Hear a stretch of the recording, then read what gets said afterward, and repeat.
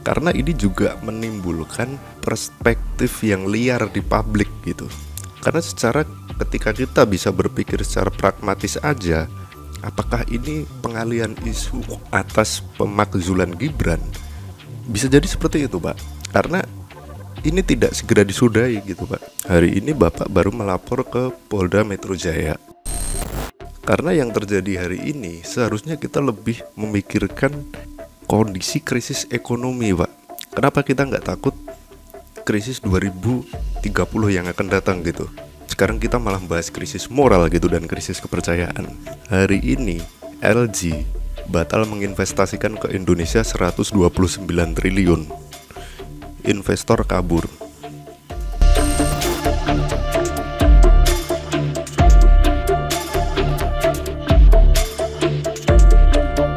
Assalamualaikum warahmatullahi wabarakatuh. Selamat datang kembali di channel Bimo Capital. Baik teman-teman, semoga semua selalu diberikan kesehatan dan kelancaran rezeki. Nah, pada video kali ini to the point aja, nggak usah lama-lama. Dan buat buzzer, tolong minggir dulu, karena di sini gua tidak ada sama sekali kepentingan politik. Ini pure karena saya menggunakan hak saya sebagai warga negara untuk berpendapat ya. Karena negara ini merupakan negara yang bebas untuk berpendapat gitu ya. So, what's happened today is bukan lagi mungkin soal krisis kepercayaan, tapi ini udah menyangkut dengan krisis moral, di mana kita tahu kegaduhan setiap hari yang terjadi di masyarakat tidak segera diselesaikan oleh mantan presiden kita ya, Pak Jokowi gitu kan. Jadi maksud saya di sini adalah kemarin saya sempat gitu belain Pak Jokowi karena menurut peraturan yang ada di Indonesia memang ijazah itu tidak boleh ditunjukkan kepada publik, karena ijazah itu merupakan suatu pencapaian prestasi akademik seseorang. Di situ ada hak yang melekat sehingga dikhawatirkan terjadi penyalahgunaan. Tapi saya pikir-pikir pendapat saya kemarin salah gitu. Karena Bapak ini kan bukan orang biasa seperti saya atau teman-teman gitu, dimana publik membutuhkan pembuktian atau kepastian yang tidak ditunjukkan, karena ini berkaitan dengan sejarah, Pak. Nah, di sini kalau kita semua sebenarnya care sama generasi penerus bangsa, Pak Jokowi ini kenapa nggak berpikir, kok saya nggak bisa menciptakan iklim yang tenang ya seperti presiden-presiden yang dulu gitu. For example, ambil yang terdekat Pak SBY. Ketika beliau selesai dengan jabatannya, beliau pulang dan selesai dengan tenang gitu, ayem gitu ya.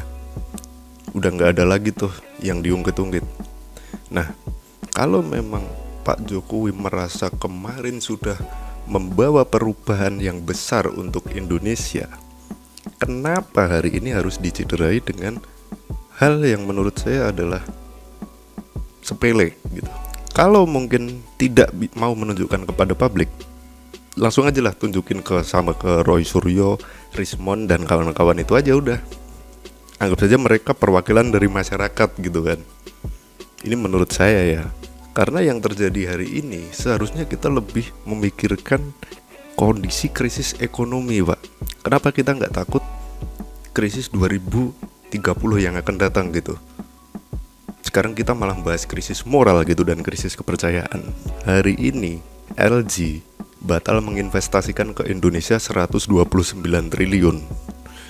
Investor kabur. Ada faktor yang mempengaruhi. Investor juga lari ketika di suatu negara itu ada ketidakstabilan politik. Bukan hanya LG, Apple, Lego, beberapa perusahaan asing ini batal menginvestasikan di Indonesia gitu. Lebih pilih ke Vietnam gitu. Which is di Vietnam itu padahal pendapatan per kapitanya lebih rendah dari kita. Kenapa para investor ini lebih yakin di sana? Karena mungkin di sana iklim politiknya lebih stabil dibanding di sini gitu. Jadi satu lagi faktor yang mungkin Pak Jokowi harus pikirkan nih, ini terkait dengan generasi penerus bangsa. Buat adik-adik kita nih dan anak-anak kita nih, ini kan belajar sejarah nih. Gimana ditulis besok di buku sejarah tuh? Ketika nanti sampai di Presiden Jokowi mempunyai kontroversi ijazah. Itu apa enggak terlihat receh gitu Pak? Ini di buku sejarah ya. Cuman lagi-lagi saya nggak tahu apakah akan ditulis di sejarah atau tidak gitu mengenai hal-hal seperti ini. Nah ini yang penting ya, buat bagaimana ada sebuah istilah, bangsa yang besar adalah bangsa yang menghargai jasa para pahlawannya. Gitu ya kalau nggak salah ya.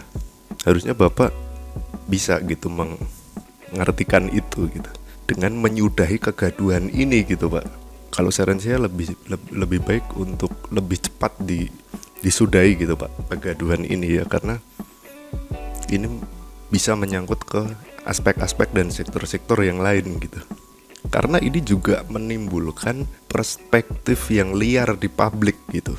Karena ketika kita bisa berpikir secara pragmatis aja, ini udah ada mungkin kaitannya dengan apakah. Jadi di publik bisa ada pertanyaan seperti ini loh Pak. Apakah ini pengalihan isu atas pemakzulan Gibran? Bisa jadi seperti itu Pak. Karena ini tidak segera disudahi gitu Pak. Hari ini Bapak baru melapor ke Polda Metro Jaya gitu. Nah seperti yang kita ketahui Pak Jokowi ini kan dari Solo. Kenapa nggak melapornya di Solo gitu, tapi ke Polda Metro Jaya Jakarta? Nah gue juga nggak ngerti gitu kan. Tapi ya sudah, kalau memang pokoknya dengan cara apapun lah Pak, saya tidak memihak manapun. Saya cuma pengen ini segera selesai gitu, kegaduhan di publik ini gitu, supaya kita bisa menjadi bangsa yang mikir besar gitu, berpikir besar, think big gitu, bukan mikir recehan-recehan lagi gitu, yang udah nggak penting, udah kadaluarsa gini nih. Lalu apakah juga misalkan saya jadi bapak juga nggak akan tenang gitu setiap harinya ya. Jadi lebih baik saya sudahi gitu, karena setiap hari saya pasti akan stres gitu mikirin kayak gini gitu. Saya lebih baik tenang Pak, udah tenang kelar, biarkan bangsa ini berjalan ke depan gitu, bukan selalu melihat ke belakang terus gitu Pak. Harus berubah lah Pak gitu. Maksudnya hari ini India dan Pakistan itu udah mau serang-serangan pakai nuklir loh. Which is India itu udah dari 1974 punya pembangkit nuklir, punya reaktor nuklir. Dan Pakistan pun gak takut gitu loh. Jadi ada masalah yang lebih besar yang harus kita benahi, kita upgrade dari bangsa ini gitu loh, daripada sekedar ijazah gitu loh. Investor yang kabur, ayo gimana kita tarik lagi, kita bikin iklim politik yang lebih sehat, lebih stabil gitu loh. Karena untuk membangun ekonomi jangka panjang itu dibutuhkan kestabilan politik yang bagus, keamanan dalam negeri yang bagus. Nah sekarang gimana? Pabrik BYD, pabrik mobil, baru mau bikin pabrik aja udah digedor ormas. Tidak semua ormas jelek, tapi beberapa ormas memang kayak gitu. Nah ini harus gimana? Itu loh yang harus dipikirkan gitu loh Pak. Mungkin cukup sekian video kali ini. Semoga bisa mendapat insight teman-teman dari video ini.